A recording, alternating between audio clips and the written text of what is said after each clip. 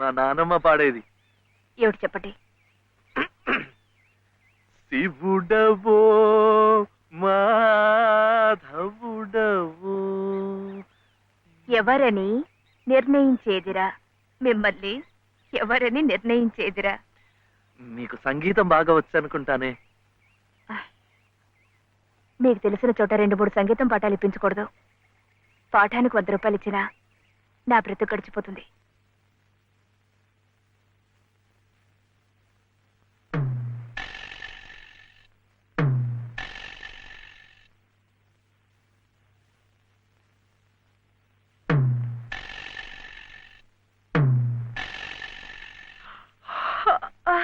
ఏమిటి ఏమిటి అప్పుడే ఆవలింతలు?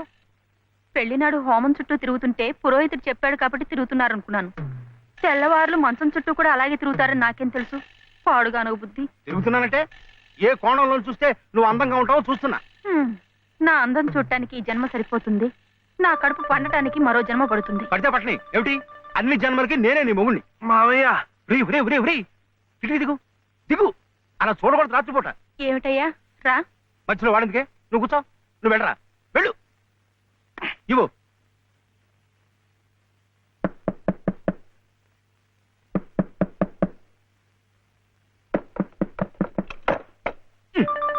ఏమిట్రా ఏమిటి నీ గొడవ? అర్జెంటుగా నాకు 100 కావాలి. 100 లేదు కింద లేదు నీ పొంద. పోయి పడుకో. ఇస్తే గాని నేను ఎళ్లను, పడుకోను. చేతులు విరక్కొడతాను. అర్ధరాత్రి లేదు అపరాత్రి లేదు.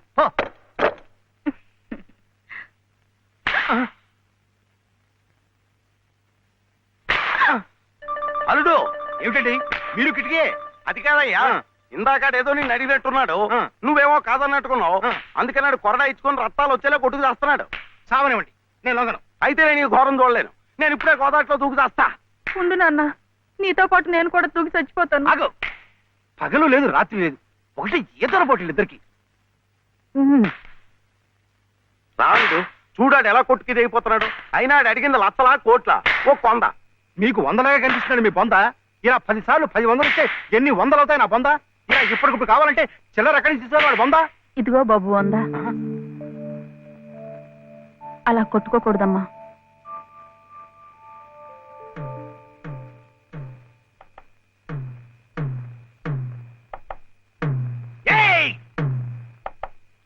ఉత్తు తరుపులే, ఆడేం చెయ్యడు పాపం. కానివరే, ఇంత గొడవ చేసి 100 రూపాయలు ఇచ్చుకున్నావు కదా, దేనికి? సంగీతం నేర్చుకోవడానికి. అందులో సగం నేను నేర్పుతా.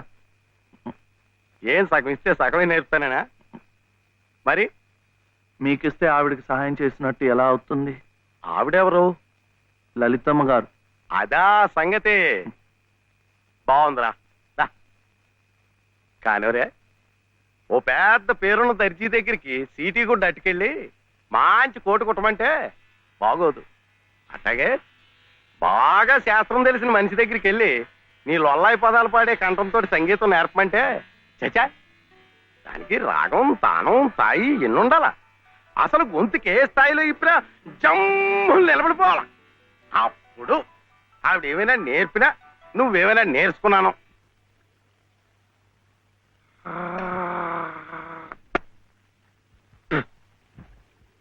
ఇప్పుడే మొదలు పెట్టాను. మీ దగ్గర సంగీతం నేర్చుకోవాలి కదా. నేను ఇంక నేర్పేదే ఉంది. మీరింత బాగా పడుతు. అదేంటండి, మీరు పక్కనుంటే నేను గొంతు వెప్పితే చాలు మంచి రాగం అయిపోతోంది. నేను లేనప్పుడు మీరు పాడుతున్నది మంచి రాగమే. మధ్య కృష్ణుడు మన్ను తిన్నాడని యశోదమ్మకి తెలిసిందట్రా. ఏది నోరు తెరు అని కృష్ణుడిని అడిగిందట. అప్పుడు కృష్ణయ్య, అమ్మా మన్ను తినంగనే శిశువునో ఆకుంటినో వెర్రినో. నిద్రపోతున్నావేమిట్రా, ఊకొట్టడం లేదు? ఆయనమ్మా, ఏమిట్రా? చలపతి గారు లలితమ్మ దగ్గర ఒక పాట పాడాను. అది విని ఆమె ఏడుస్తూ వెళ్ళిపోయిందేమిటే. ఏం పాట పాడావురా? సీతమ్మ వారి వనవాసం లేదు. మరి ఇంకే, సీతమ్మ వారి కథ అంటేనే కష్టాల తోరణం. ఎంతటి ఆదిలక్ష్మి అయినా ఆడజన్మ ఎత్తేసరికి అగచాట్లు తప్పలేదు. ఏ కష్టాలు ఆమె గుండెల్ని తాకాయో, తన బాధల్ని గుర్తుకు తెచ్చాయో. పిచ్చి తల్లి ఏడుస్తూ వెళ్ళిపోయి ఉంటుంది. అంటే ఆవిడ చాలా కష్టంలో ఉందా నానమ్మ? కష్టాలు కాక మరేమిట్రా, చిన్నతనంలోనే భర్త పోయాడు. అత్త మామల ఆదరించలేదు. ఉం. గతి లేక అన్న పంచం చేర్చి ఆ వదిన తాటకిలా కాల్చుకు తింటుంది. ఏమిటో చస్తే గాని రాబందులు ముట్టం. కానీ ఈ బంధువులున్నారే, కాస్త పరిస్థితి చేయిదారితే బతికొండగానే పీక్కు తింటారు. అంటే ఆవిడ అలా కష్టాలు పడాల్సిందేనా? అందుకే ఏదైనా దారి చూపించమని ఆ భగవంతుడిని వేడుకోమన్నాను. ఆ గుడి ప్రాంగణం తుడిచు, ఆ మెట్లు కడిగు, ఇంత సేవ చేసుకుంటే మంచి జరుగుతుందని చెప్పాను. చదువుకున్న పిల్లలు, మనకున్న నమ్మకాలు వాళ్ళకు ఉంటాయా?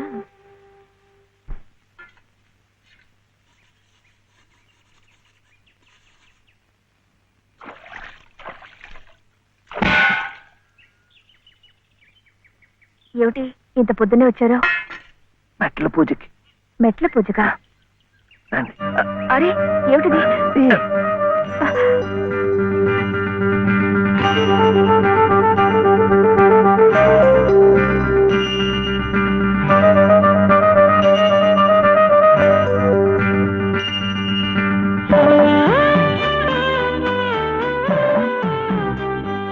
ఇంకాస్త మెట్లే, వచ్చేసాం. అదిగో గుడి. మీకు ఎక్కువ కష్టాలు కదండి, అందుకని అన్ని మెట్లకు పూజ చేయటం మంచిది. నేను సహాయం చేస్తానుగా, రండి. అబ్బాయి చలపతి, మొన్న నువ్వు నాకు శతం ఇచ్చావు. 100 నా బొంద.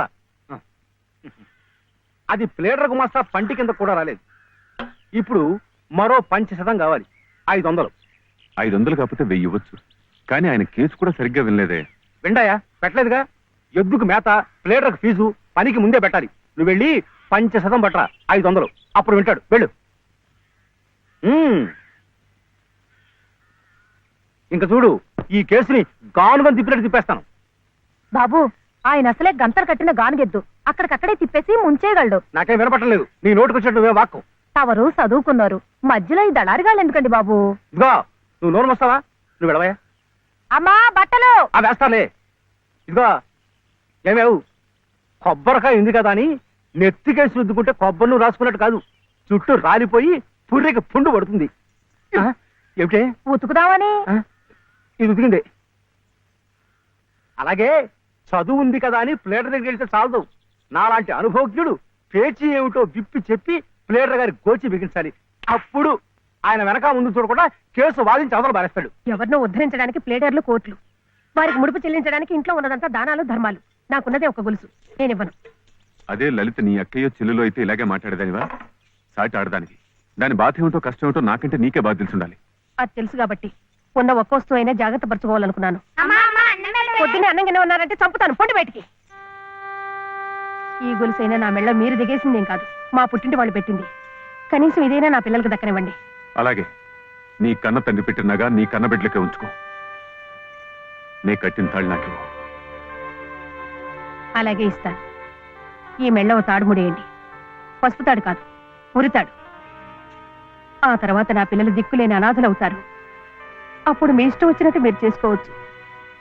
అడిగే వాళ్ళు ఉండరు. కనపడడం లేదా?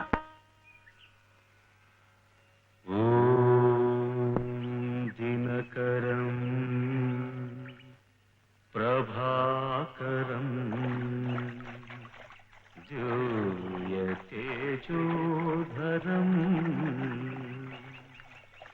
సకల జగదాధారం అఖిలం శశ్వత్ శుభకరం దినకరం.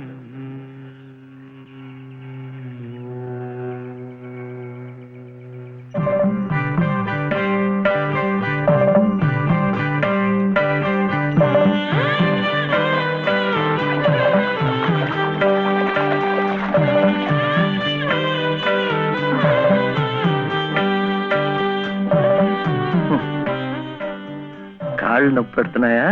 ఇంకా మెట్లే, దాంతో అయిపోతుంది. ఆ తర్వాత రోడ్ వస్తుంది, అక్కడ అక్కర్లేదు. ఇది ఇది అయిపోయింది. ఇది ఇక్కడ ఇట్రా, రండి రండి రండి రండి, ఇట్రా. నమస్కారం చలపతి బాబు. లలిత, అమ్మా లలిత, లలిత, లలిత, అమ్మా. కాసేపు మాట్లాడకండి, అలవాటు లేదు కదా, అలసిపోయి పడిపోయి ఉంటుంది. మీరింటికి వెళ్ళండి, లేవగానే అన్ని మెట్లకు పూజ చేయించి నేను తీసుకొస్తాను. చేసే నిర్వాహకం చాలవయ్యా. చిన్నప్పటి నుంచి అన్ని దేవుళ్ళని ఈ పసుపు కుంకుమలతోనే కొలిచిందే. ఏ దేవుడు దాన్ని పసుపు కుంకుమ నిలిపాడయ్యా? చాలు చాలే. అమ్మా లలిత, దమ్మా దా.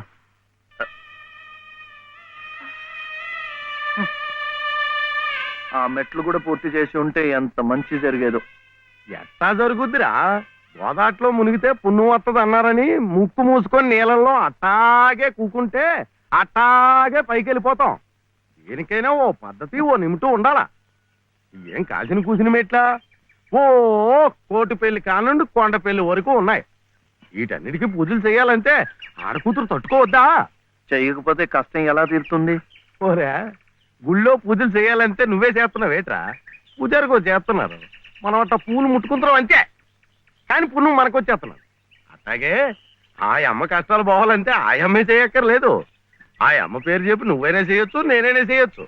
నీకు మంచి జరగాలని మీ నాయనమ్మ చేయడంలా అంతే.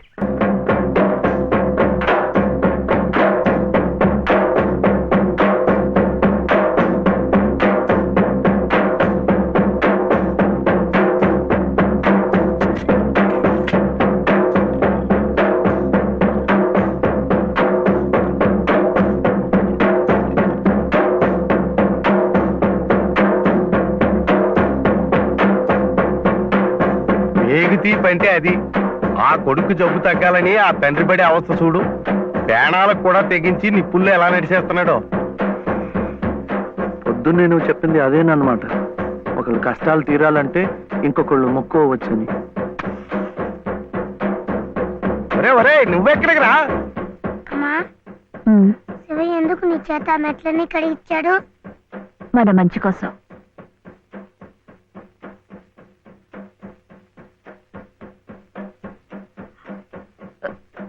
ఏమండి, ఎక్కడికి? ఏమండి, ఏమండి?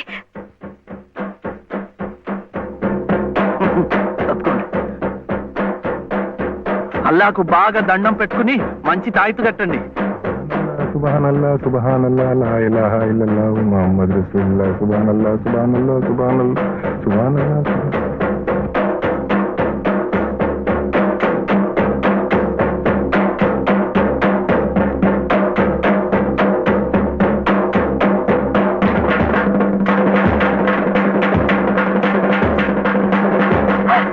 ఒరే ఒరే ఒరే ఒరే, ఆగరా ఒరే శివయ్య. ఒరే కాలు కాలిపోతారా? ఒరే ప్రమాదం రా.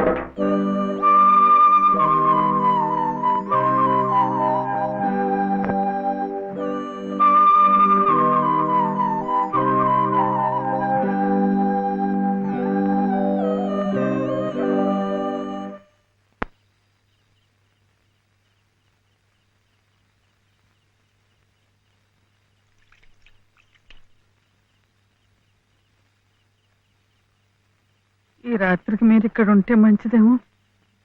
శివయ్య, ఒరే శివుడు, చూడు మీ నాయనమ్మ కంగారు పడుతోందిరా. చూడు. నాన్న, శివ ఎలా ఉందిరా?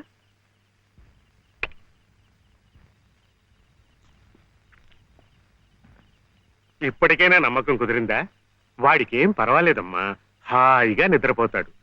అసలు నీ ఆరోగ్యం కూడా అంతంత మాత్రమేగా. జాగారం చేయకుండా కాసేపు నడుము వాల్చు. ఏం విశ్రాంతి తీసుకోవటం ఏమిటో. వీడిలాగే ఏదో ఒకటి నెత్తి మీదకి తీసుకురావడం, అది తీరేసరికి మరొకటి. ఈ సేవతోనే సరిపోతుంది. నువ్వు చాలా అదృష్టవంతురాలి రాజమ్మ. మనిషి స్వార్థాన్ని చంపుకుని ఏ ప్రతిఫలాన్ని ఆశించకుండా పరోపకారం చెయ్యాలంటే ఎంతో దీక్ష ఉండాలి, సాధన కావాలి. అలాంటి వాణ్ణి మనం యోగి అంటాం. మరి నీ మనవుడు ఏ ప్రతిఫలాన్ని ఆశించి నిప్పుల్లో దూకాడంటావు? వాడు దుమ్ము ధూళి అంటని స్వాతి ముత్యం, జన్మతః యోగి, మహాజ్ఞాని. అలాంటి వాడికి నువ్వు సేవ చేస్తున్నావు. ఇంతకంటే నీకేం కావాలి చెప్పు?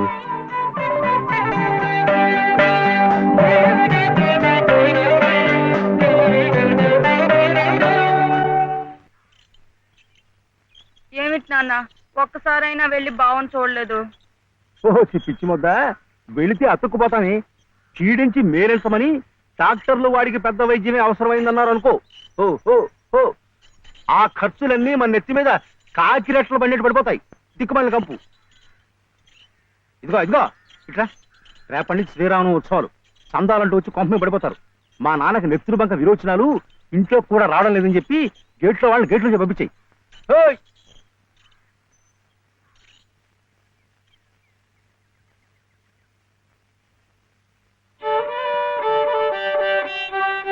ఇట్లాగే ఇంకొక 2 రోజులు ఇంటి పట్టునుంటే ఇక ఆ తర్వాత నీ ఇష్టం.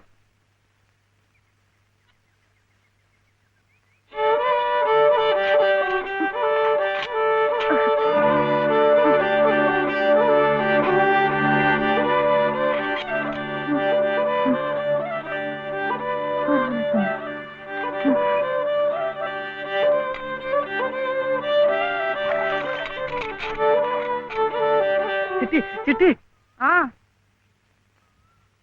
ఏమిటి? చలపతి గారి ఇంటికి వెళ్ళి లలితమ్మ గారి వదిన మళ్ళీ బాధపడుతుందేమో చూసొస్తావా? ఏమిటి బావ నీ పిచ్చి? ముళ్ళకంప మీద కూర్చోబెట్టి గుచ్చుకుంటుందా అని అడిగినట్టుంది. ఆ దుర్గమ్మ ఈ జన్మలో మారు. చాలమ్మా.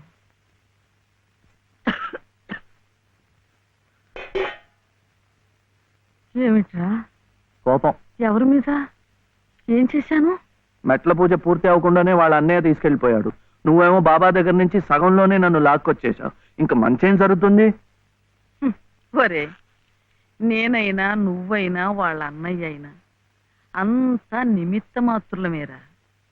ఆ గజేంద్రుణ్ణి రక్షించడానికి విష్ణుమూర్తి తరలొచ్చాడు చూడు. అలాగే లలితమ్మని ఈ ఊబిలోంచి బయటికి లాగటానికి ఎవరో మహానుభావుడు ముందుకు రావాలి. ధైర్యంగా మెళ్ళో తాళి కట్టి శాశ్వతంగా ఓ నీడ కల్పించాలి, తోడుగా నిలబడాలి. అదొక్కటేరా దారి. కానీ ఈ వ్యధవ కట్టుబాట్లు ఆడదానికి అవకాశం లేకుండా చేసి రామ